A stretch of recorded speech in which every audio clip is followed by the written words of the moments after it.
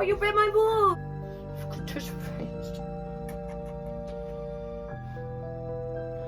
Yes.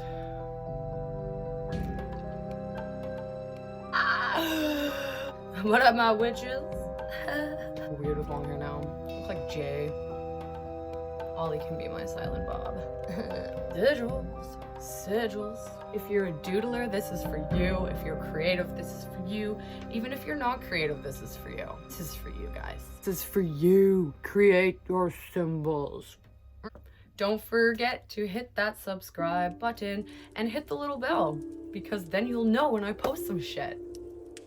Ding! So, you're probably asking yourself by now, what's a sigil, Alice? And I'm about to let you know what a sigil is there. You. A sigil is a symbol with a magical intent. Sigils are formed out of a affirmation that you create, that you condense into a little symbol that when you draw it and activate it, it gets buried deep into your subconscious mind. So our subconscious mind recognizes symbols more than our conscious mind does. Our conscious mind and our ego wants to constantly come up with reasons why we cannot do something, why we cannot achieve something. It is our limiting beliefs, it is our self-doubt, it is everything that we fight against with ourselves. But tapping into your subconscious is where your power lies. Your subconscious doesn't have any ifs, ands, or doubts about it. Subconscious wants you and knows that you already have this potential. Your conscious mind is constantly creating problems for yourself. Sigils are symbols that are created out of your words, your intent, fused into a little symbolic power ball and infused into your subconscious, and there it remains for all eternity to do you wonders. So the word sigil comes from like the Greek word, or Greek or Latin, correct me if I'm wrong anywhere, but it comes from like the derivative of basically signature. Okay. Basically a signature imprinted into your mind with a special intent. We don't use sigils in Wiccan or witchcraft the way that sigils were used way back in the day. Historic sigils were actually used, they were used to call upon demons and angels and spirits. So their name would be in a symbol, and the practitioner would then gain control. If they had learned that sigil or that demon's name, they would gain control over that entity or demon. That's why, you know, whenever you see movies where they're always looking for like the name of the demon, her name is Valak. Ah. That's why. Sigils back in the day, like the book of the Lesser Key of Solomon has sigils for all of the demons in hell, princes in hell. Anyway, yeah. So this is their names. Kind of fucking cool. I don't know. I think it's kind of cool. Sigils today work basically in the same way. I mean, you're not going to conjure up demon, but you can use them to gain control of a certain intention. Ah! You've heard of something called chaos magic, then you've probably read of sigils. So chaos magic is this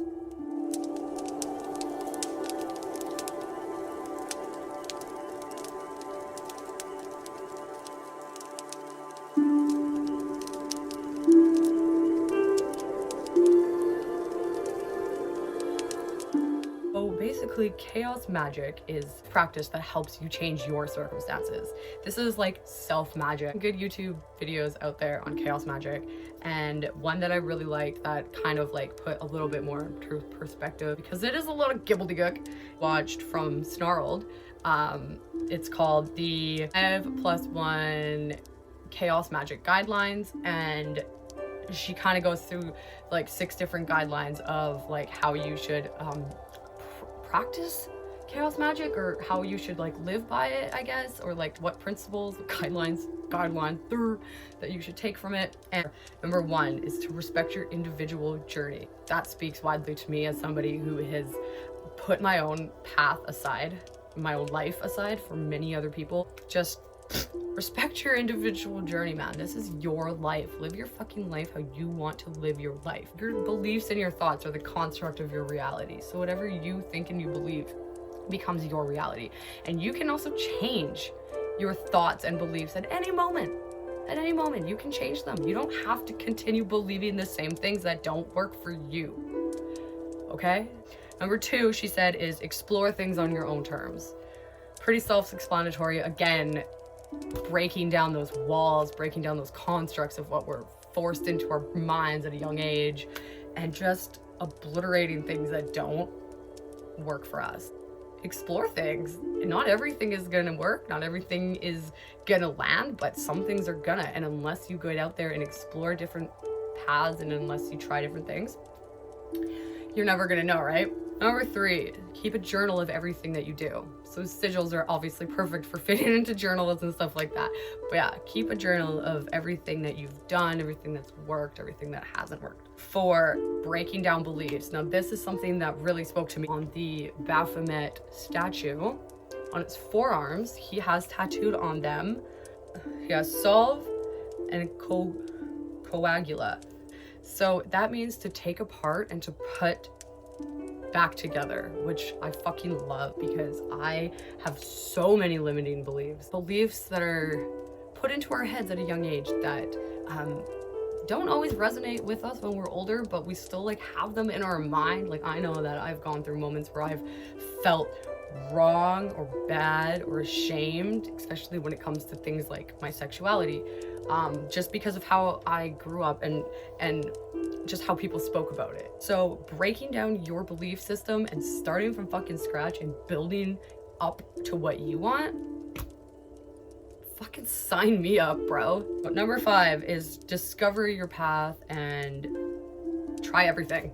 It's just so shameful when you get stuck in like a cycle that you're not even that happy in. Like, so just break out of those cycles, break down your own walls, break your own rules. Like, your happiness is gonna come beyond your comfort zone. Number 6 is something called gnosis, which is the Greek noun for knowledge, but basically it's the knowledge of spiritual mysteries. So just being open to the fact that your reality is basically just a construct of your own thoughts and beliefs. It can change absolutely everything in your life. You are in the master's seat. You control your fucking destiny. You control your fate. I do not believe that everybody has a set path. I believe that you get on your path, but it's up to you to navigate which way you go. You're gonna take wrong turns. That's fucking life. Definitely difficult to step outside your comfort zone and change, but you definitely are worth it. You definitely deserve it. And you definitely are never lacking. You already have everything you need. Start creating your world. So that's a little bit on like the 6 guidelines of chaos magic that I think are fucking dope. So what kinds of sigils are there? Your permanent sigils are kept forever and charged when they're needed. So you could do this on like, you could paint this on something and keep it on your altar. Second, there are temporary sigils. So these disappear within time. So these are things that are like drawn on your skin. I have one, a little one. So something like that, where eventually it's gonna be gone, but you would draw it on you or wherever when you need it. One that is destroyed. So that's a sigil that is activated by being destroyed, such as like burning. You could write it on something and tear it up. So it's activated by destroying it. Many different types of methods to create your sigil. First method is using a witch's wheel. So it's basically a wheel with 3 concentric circles on the inside and 26 different spaces, each that have letters in them. You would create your affirmation or your sentence. I'm just going to use the example, I am happy. So you would remove all of the vowels and any repeating letters. So I am happy with the letters M, H, P, and Y. So I'd go to my witch's wheel, I would connect M, H, P, Y in whatever design that fits. Like, you can play with this is where you play with it, but this is basically how you would get your design. Once you're happy with that, you take that off of your witch's wheel and you are basically left with your sigil. Using a alphabet and number chart, so you can pick however many numbers you want. I'm gonna do 8.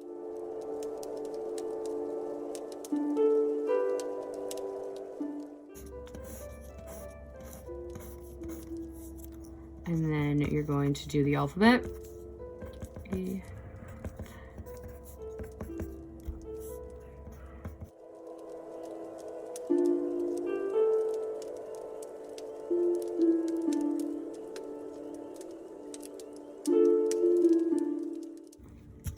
Like that. I'm just gonna do I am happy. So just take away the vowels and the repeating letters.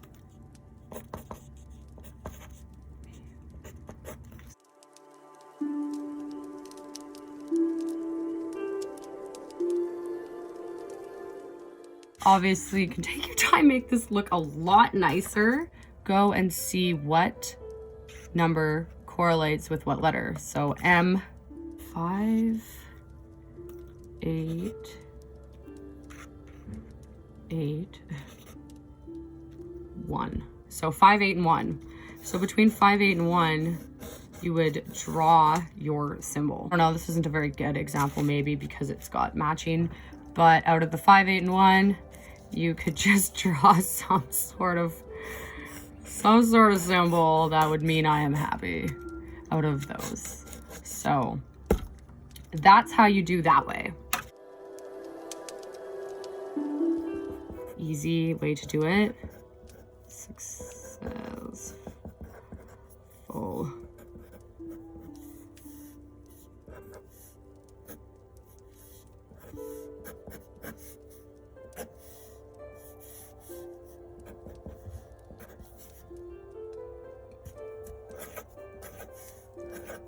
I didn't mean to cross that one out. Full. So then these would be your, just start playing and eventually something will come to be. It doesn't even have to be exactly the letters. It can just be squiggles, lines. It doesn't matter as long as you love what you come up with, and as you activate it, you're good to go. You want to write out as an affirmation in the present moment. You never want to use words like want, need, because that will always put you in the vibration of wanting and needing. You need to get your vibrational level into having. Get that out of your head right now. You don't need or want anything. You have it already. That shit is yours. I am successful. I crave healthy food. I am energized. I am grounded. I am abundant. You get it. You can go online and look up sigils. You can look up other people's sigils, but if it's not your own creation, it's never gonna work the same. Like, it just can't.